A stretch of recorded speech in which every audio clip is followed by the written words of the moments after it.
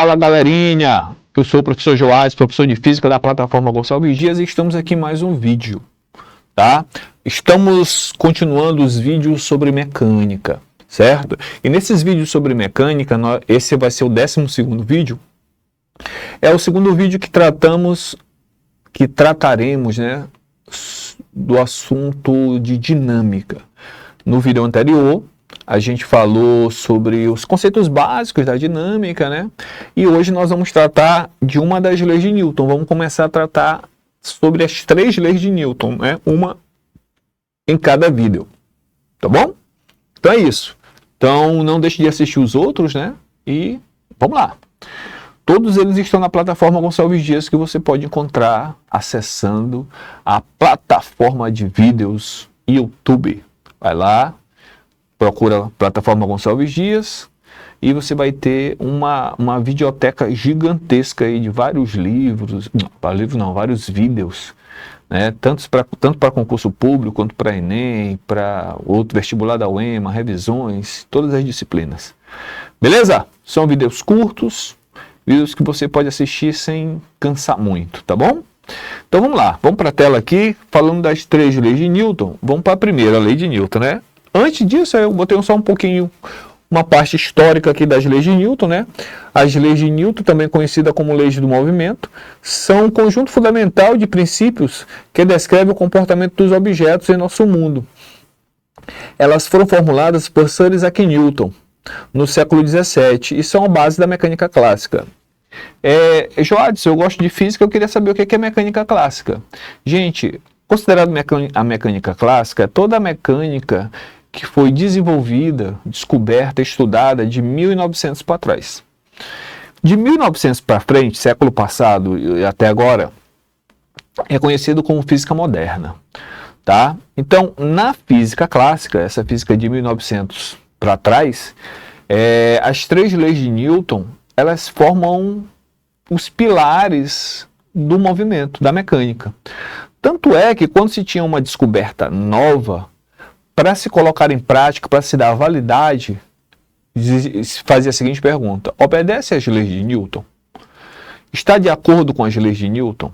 Se sim, ótimo. Se não, não cabe a gente, tá? Para vocês saberem a dimensão que essas leis de Newton têm para o estudo dos movimentos, certo? A sua publicação em 1687, né, século XVII, na obra Princípios Matemáticos da Filosofia Natural, marcou uma revolução na compreensão do movimento e das interações entre corpos. Uma obra belíssima de Isaac Newton, uma das, né, onde tem as 3 leis de Newton. Belezinha? Então, vamos para a primeira lei de Newton. Tem assim, ó.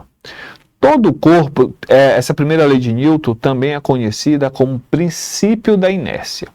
A gente tem uma visão mais contemporânea dela do jeito que eu coloquei, ó. Todo corpo tende a permanecer em equilíbrio. Olha a palavrinha que eu disse que era importante aqui, ó. Equilíbrio. Quando é que o corpo está em equilíbrio, gente? Quando a força resultante que age sobre ele é 0. Falamos que ele está em equilíbrio. Todo corpo tende a permanecer em equilíbrio. É assim, é uma preguiça natural do corpo. Todo corpo tende a permanecer em equilíbrio, que é repouso. Se tiver em repouso, ele tende a permanecer em repouso. E se ele tiver em movimento, ele tende a permanecer em movimento em linha reta e com velocidade constante. A menos que uma força resultante diferente de 0 seja capaz de mudar essa situação. Mude tal situação. Então, parece assim, algo assim, muito óbvio, mas não é tão óbvio assim. Assim, se esse tablet está em repouso, por inércia, ele tende a permanecer em repouso. A única coisa capaz de tirá-lo do repouso é uma força resultante diferente de 0, para tirar ele do repouso, certo? E a outra situação de equilíbrio é o movimento retilíneo uniforme. Ó, você que já fez uma viagem de avião, por exemplo, Quando o avião está com a velocidade de cruzeiro dele, ele vai decolar, aí geralmente ele faz uma manobra e vem, ganha altitude. Com o passar do tempo, um pouquinho, né? Uns 10, 15 minutos, ele se estabiliza e fica com velocidade constante em movimento em linha reta. Senhores e senhoras, nesse momento não tem diferença aparente para quando ele está em repouso. Você se sente da mesma forma, tá? Você não sente nenhuma diferença. Você consegue levantar, andar pelo corredor do avião, você consegue ir ao banheiro sem se desequilibrar, porque ele está em movimento retilíneo uniforme. É uma situação de equilíbrio, assim como o repouso. Então, são situações dinamicamente idênticas. Então, se um corpo está em movimento, em linha reta e com velocidade constante, a gente sente, se a gente tiver um veículo assim, né? A gente sente, nós temos a mesma sensação física de quando ele está em repouso, certo? Eu não me desequilibro nem nada. Agora, se aumentar a velocidade, a gente se desequilibra. Diminuir a velocidade ou fizer uma curva, sair do movimento retilíneo, aí se desequilibra. Para aumentar a velocidade, tem que ter força. Para diminuir a velocidade, tem que ter força. Tem que quebrar essa preguiça. A essa preguiça, nós podemos chamar de inércia. Certo? A inércia do corpo está relacionada à sua massa. Falamos que a massa de um corpo é a medida da sua inércia. É a medida, observem, da sua preguiça de mudar o seu estado. Que estado? Se estiver parado, ele quer ficar parado. Se estiver em movimento, tende-se que esse movimento seja em linha reta e com velocidade constante. Quero mudar essa situação. O que é necessário? Olha aí, ó. Força. Beleza? Por curiosidade, eu coloquei aqui, ó, a força aqui em latim, como ela foi originalmente escrita por Sir Isaac Newton, e aqui a tradução, ó. Todo o corpo continua em seu estado de repouso ou de movimento uniforme, em uma linha reta, a menos que seja forçado a mudar aquele estado por forças aplicadas sobre ele. Essa daqui é a tradução do texto original em latim. Tá? Só por curiosidade mesmo, para botar para vocês. Belezinha? Então é isso. Para tirar ele da inércia, para quebrar essa inércia, é necessário o que, gente? Força. Então vamos ver aqui, ó, algumas aplicações disso. Tá? O cinto de segurança é uma medida, é um instrumento utilizado para tentar diminuir os efeitos provocados por essa preguiça que o corpo possui de mudar o seu estado de, no caso aqui, de movimento, tá? Então, vamos ver aqui a seguinte situação, ó. Imaginem esse carro aqui, ele está vindo a 100 km por hora. Quando ele está vindo a 100 km por hora, quem está dentro do carro também está a 100 km por hora, certo? Quando o carro bate assim, então os dois, tanto a pessoa quanto o carro, estão em movimento retilíneo uniforme.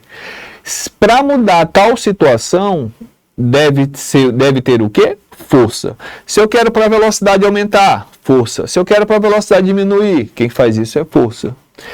Quando o carro bate nessa pedra aqui, a pedra faz uma força de contato no carro, não na pessoa. Porque é uma força de contato. Não estamos falando das forças de ação à distância. Não estamos falando de gravidade. Não estamos falando de força magnética nem de força elétrica. Nós estamos falando de uma força de interação entre dois corpos, colisão. Tá? O carro colidiu com a pedra, então foi uma força de contato. Sendo de contato, a pedra estava em contato com o carro, não com a pessoa. Quem está dentro do carro tem a falsa impressão de ser lançado, de ter uma força lançando ele para fora. Não é isso. É apenas a preguiça do corpo de continuar o seu estado de movimento. É a inércia do corpo. Por inércia, ele tende a continuar o movimento. Então, o carro para, porque ele sofreu a ação da força. A pessoa que está dentro do carro não sofreu a ação da força. Então, ele continua sacando do veículo a 100 km por hora, que foi o exemplo que eu dei. Se ele não bater o tórax no painel do veículo ou no volante, ele saca do carro a 100 km por hora, certo? Para que isso não aconteça, o que a gente quer? O que a gente faz? A gente coloca o cinto de segurança, tá? Então esse cinto de segurança aqui serve para quê? Para quando a pedra, no caso, aplicar uma força no carro, a pedra aplica uma força no carro, o carro aplica uma força no cinto e o cinto aplica uma força na pessoa. Então, ó, quando você está com o cinto de segurança aqui, quando o carro freia, o carro ou pode ser com freio ou com uma colisão, né? No caso, uma colisão na pedra para ficar mais claro. A pedra faz uma força no carro, o carro faz uma força de contato no cinto, porque o cinto está parafusado no carro. Então, o carro faz uma força no cinto para o cinto parar.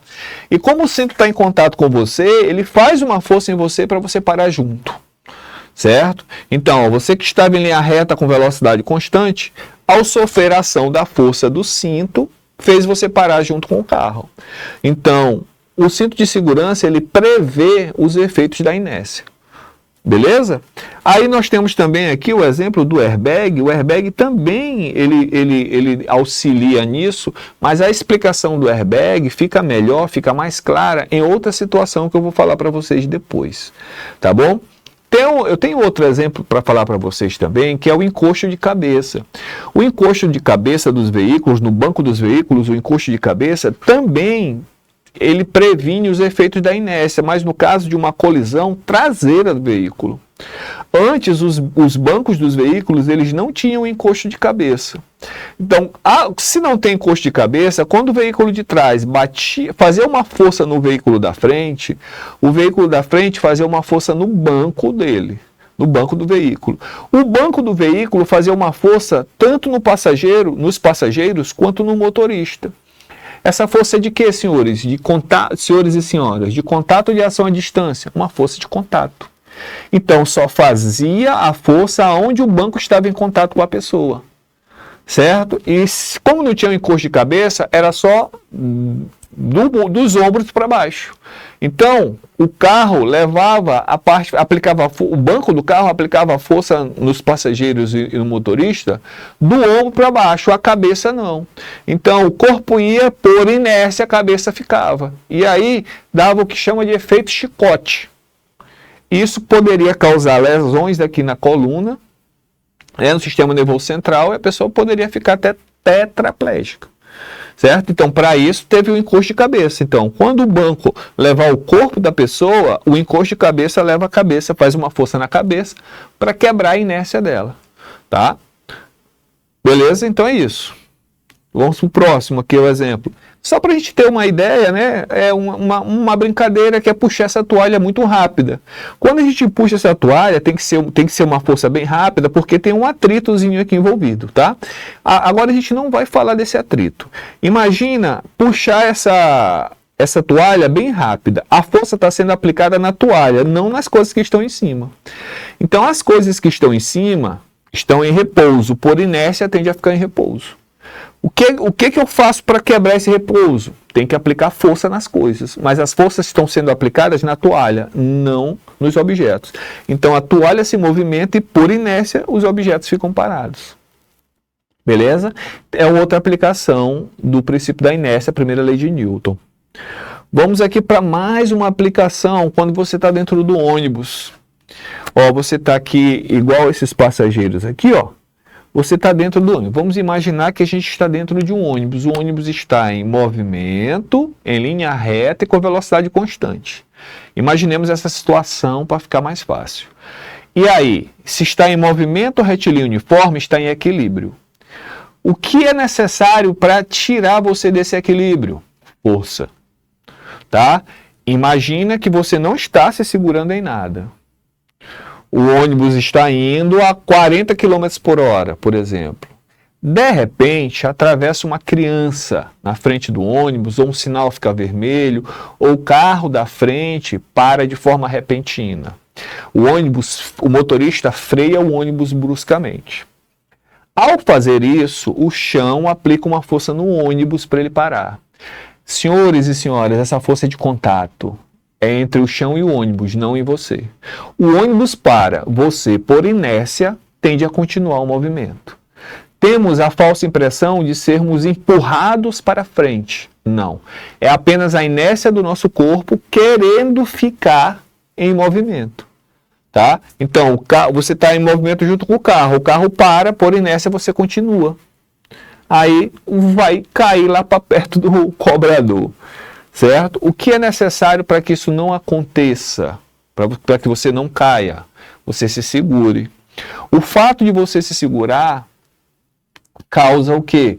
Faz com que o chão aplique uma força no ônibus, o ônibus vai aplicar uma força nos bancos, que estão parafusados no ônibus, e os bancos aplicam uma força de contato em você.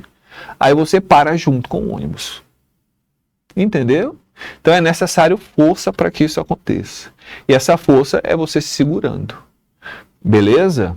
Olha, a gente usa a terceira lei de Newton até após lavar as mãos, que você não tem uma toalha. Você está com as mãos molhadas aqui e não tem uma toalha para enxugar. E não quer enxugar na roupa. O que você faz? Você faz esse movimento aqui assim, ó. Até os cachorros, quando eles querem se enxugar, eles se balançam. Por que se faz isso? Quando eu faço isso, se eu tiver uma gotinha de água aqui na minha mão, quando eu faço isso, eu estou aplicando uma força na minha mão, não na gota. Quando eu aplico uma força na minha mão, a minha mão se movimenta. Por inércia, a gota tende a ficar no mesmo lugar. Então, jogo minha mão para lá e a gota, cai bem aqui. Então, até para balançar assim, a mão, para escorrer a água, tirar a água da superfície, a gente usa o princípio da inércia aí. Está aplicado o princípio da inércia. Não é legal saber disso? Beleza. Então, aqui nós temos, acho que 2 exercícios. Vamos ver se dá tempo de fazer os 2. Para o vídeo não ficar muito longo, tá, gente? A gente faz pouco tempinho. Vamos lá. O primeiro tem assim, um ônibus com passageiros viaja em trajetória retilínea. Ao se deparar com uma vaca que cruza repentinamente a estrada, o motorista freia bruscamente e as pessoas são, botou entre aspas aí, lançadas para frente, que eu acabei de falar para vocês. O que acontece é que as pessoas continuam em movimento em relação ao ônibus, agora parado. O ônibus parou e as pessoas continuam. Este fenômeno acontece por quê? Letra A, elas têm uma força resultante não nula que as impulsionam para frente? Não, é o contrário. É a ausência de forças que faz elas continuarem o movimento que elas estavam, porque elas estavam em equilíbrio, movimento retilíneo uniforme. A ausência de força faz com que elas continuem o movimento. O ônibus parou, mas porque foi aplicada a força no ônibus, não nas pessoas. Letra B, elas têm uma força de inércia, nem falei disso, força de inércia que as mantém em movimento retilíneo uniforme, não é força, é a inércia do corpo, tá? Lembra que a massa é a medida da inércia, quanto maior a massa, mais inércia ele tem, quanto menor a massa, menor a inércia. Letra C, elas têm uma força de atrito com o ar que as empurram para frente? Não. Letra D, elas têm uma força de reação do ônibus que as lançam para frente. Falei que não existe essa força. Elas têm uma tendência natural, que seria isso, a inércia, de resistir à mudança do seu estado de movimento devido à inércia. Beleza, resposta certa, olha só, letra E. Dá tempo de fazer mais uma, Analise as afirmações a respeito da inércia e marque a alternativa falsa. A massa é a medida quantitativa da inércia, acabei de falar isso para vocês, né? Verdadeiro. Na falta de atrito, um corpo em movimento permanecerá em movimento perpétuo? Tá? Imagina, gente, você no corredor da sua casa, você jogando uma moeda no chão. Quando você joga essa moeda no chão, ela vai, se movimenta um pouquinho e para, devido ao atrito. Se no outro dia você polir o chão, passar uma cera, essa moedinha vai mais longe ainda. E se você repetir esse ato algumas vezes a ponto de deixar aquela superfície perfeitamente lisa, e se o corredor fosse gigantesco, essa moedinha não pararia mais, devido à inércia dela. Tá bom? Então, letra B também está certa. A situação de movimento retilíneo uniforme é denominada de equilíbrio dinâmico? Acho que eu já comentei nessa aula e tem também a aula passada que eu falei isso. A tendência de um corpo em movimento uniforme e com aceleração constante é manter-se em movimento perpetuamente. Se o movimento é uniforme, nós não temos aceleração. A aceleração não pode ser constante. Então, essa aí está errada. O princípio da inércia é enunciado para os corpos que estejam em repouso ou com velocidade constante? É isso, que estejam em equilíbrio. Então, a errada aí é a letra D. Belezinha? Espero que vocês tenham gostado e até a nossa próxima aula. Tchau, tchau.